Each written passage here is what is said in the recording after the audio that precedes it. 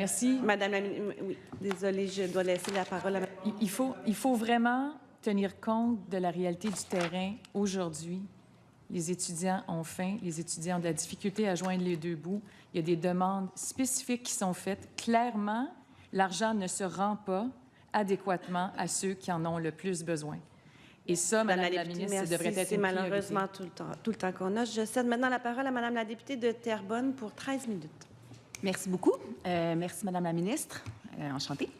Mon temps est compté, donc je vais aller droit au but, si vous le permettez. Puis je vais y aller avec mes questions. D'abord, premier sujet, déficit de maintien des actifs dans les cégeps et les universités, mais plus précisément le réseau collégial.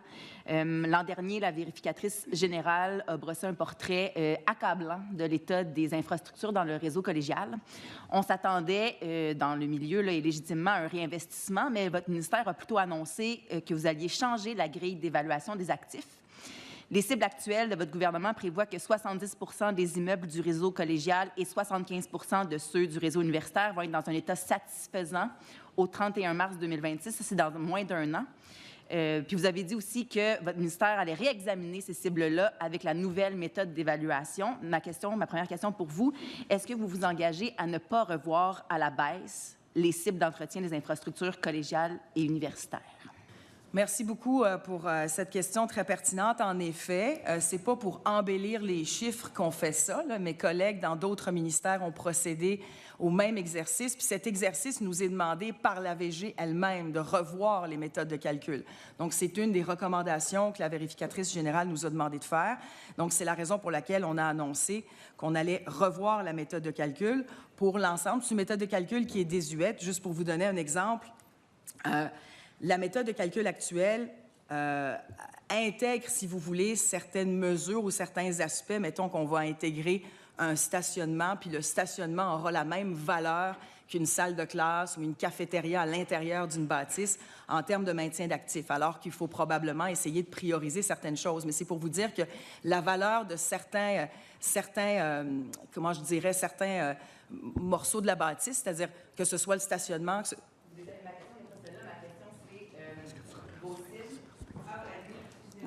J'ai pas fini. Merci beaucoup.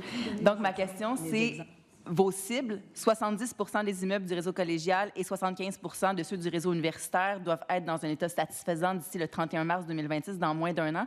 Ma question, c'est, avec cette nouvelle grille, dont on pourra peut-être parler plus tard, est-ce que vous vous engagez à ne pas baisser ces cibles-là, qui étaient de 70 et 75 Écoutez, je comprends votre question, mais je ne peux pas m'engager à ce soit baissé ou pas baissé parce que c'est une nouvelle méthode de calcul. Donc, j'ignore quels seront les résultats. Il va falloir qu'on procède actuellement à une nouvelle méthode de calcul. Fait que je ne peux pas m'avancer sur des cibles à la baisse ou à la hausse parce que je ne sais pas quels seront les résultats.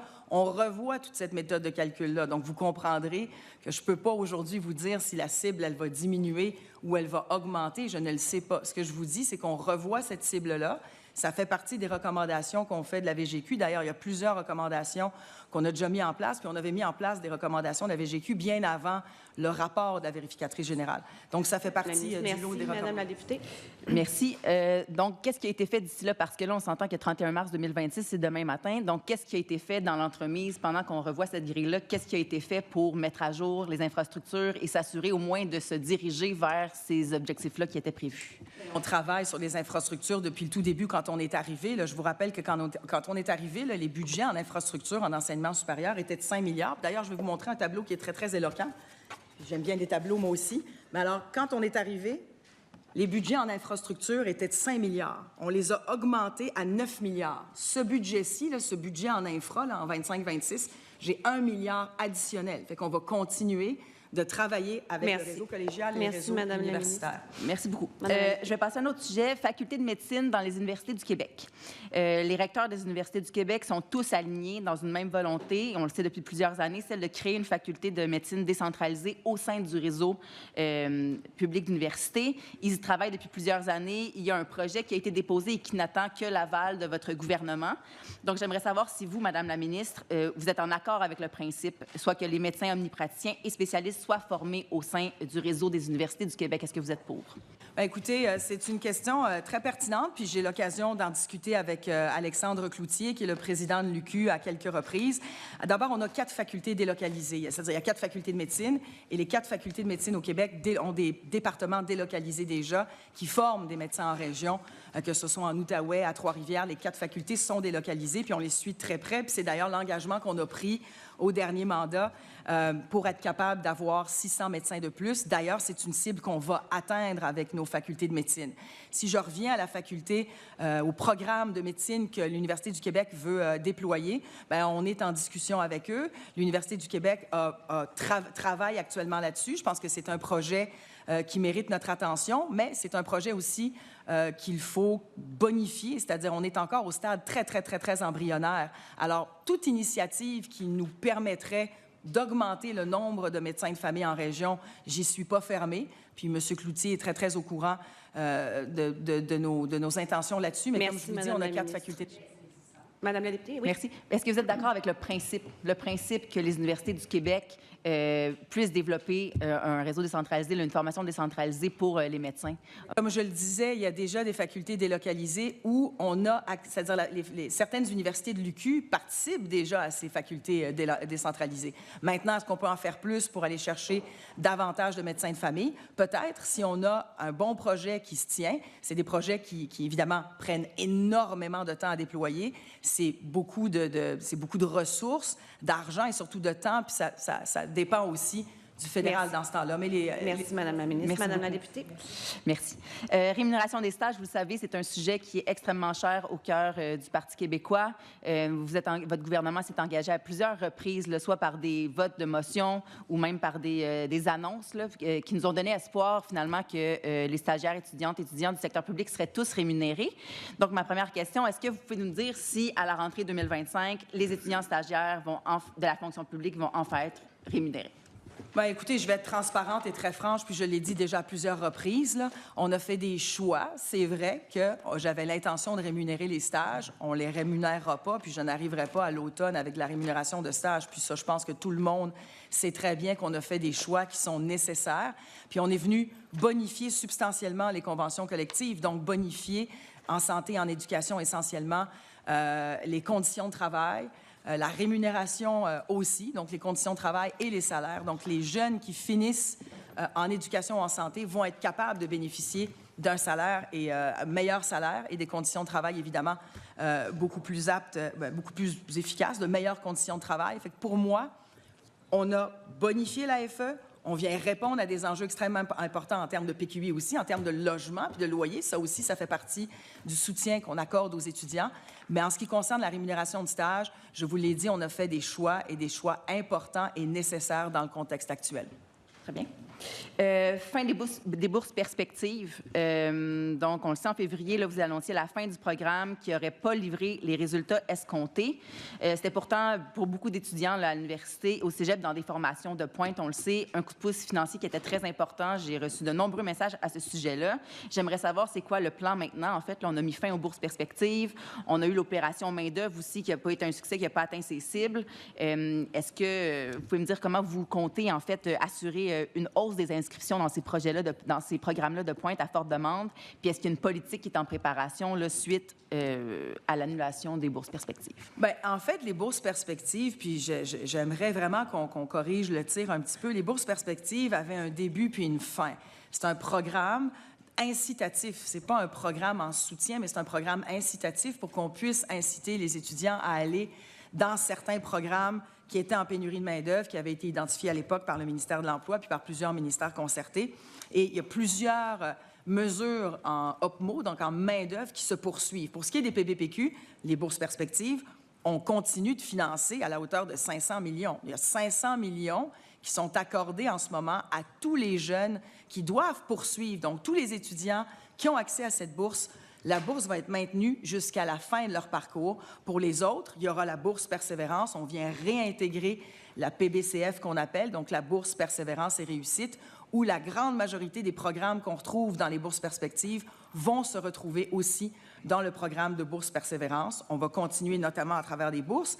Il y a mes collègues aussi d'autres ministères qui ont leur propre programme de bourse aussi. Mais la raison qui a été donnée, c'est que le programme n'avait pas atteint ses cibles. Est-ce qu'il y a des documents qui ont été produits qu'on pourrait consulter pour expliquer, en fait, en quoi le programme n'a pas atteint ses cibles? Parce qu'il y avait un début et une fin, mais on y a mis fin en février en disant que ça n'a pas atteint ses cibles.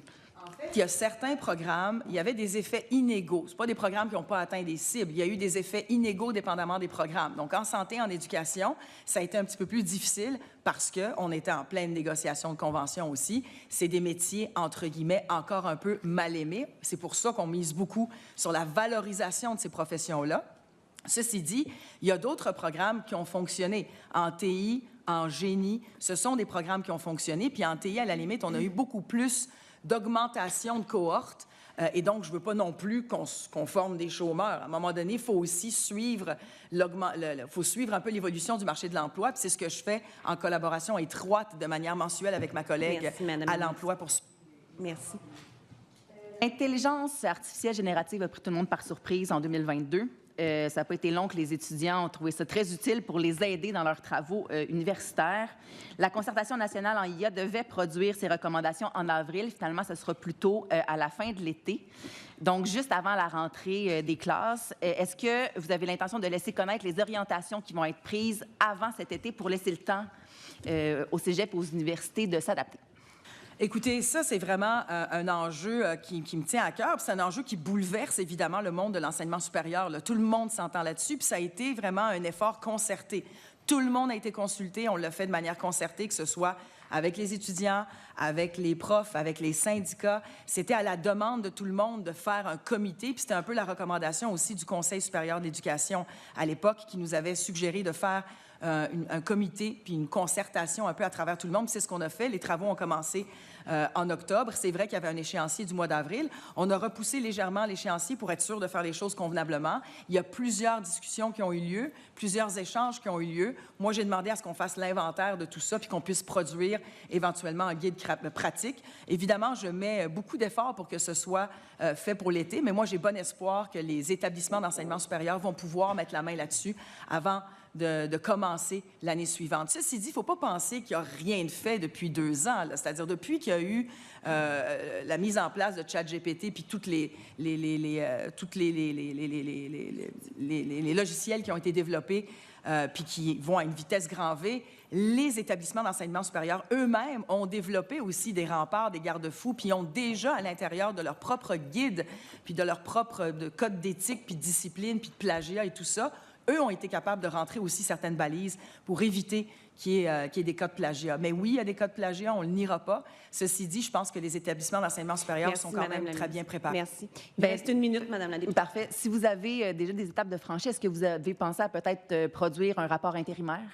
Pour tenir au courant de l'avancement de... Puis qu'au moins les cégeps et les universités, les étudiants sachent un peu à quoi s'en tenir. Mais ils savent parce qu'ils ont fait partie de ces discussions-là pendant des mois. Là, depuis le mois d'octobre, ils font partie de toutes ces discussions-là. Tout le monde sait très bien ce qu'il y en est, puis on a toujours été très transparent. Le comité a eu beaucoup de discussions sur plusieurs enjeux, sur des enjeux d'éthique, sur des enjeux évidemment pédagogiques, c'est-à-dire comment est-ce qu'on va continuer à enseigner en sachant très bien qu'il y a des cas de plagiat, en sachant très bien que ça augmente à une vitesse exponentielle le nombre de versions de ChatGPT ou d'intelligence artificielle qu'on peut voir aujourd'hui.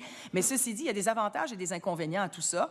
Fait que les discussions ont aussi porté sur les avantages de ces nouvelles technologies. Il va falloir qu'on s'adapte. On ne peut pas les éliminer, on ne peut pas les interdire. Puis ça a toujours été très clair avec tout le monde. Je pense que tout le monde adhère Madame aussi la ministre. un peu à ce consensus. C'est malheureusement tout le temps qu'on a pour cette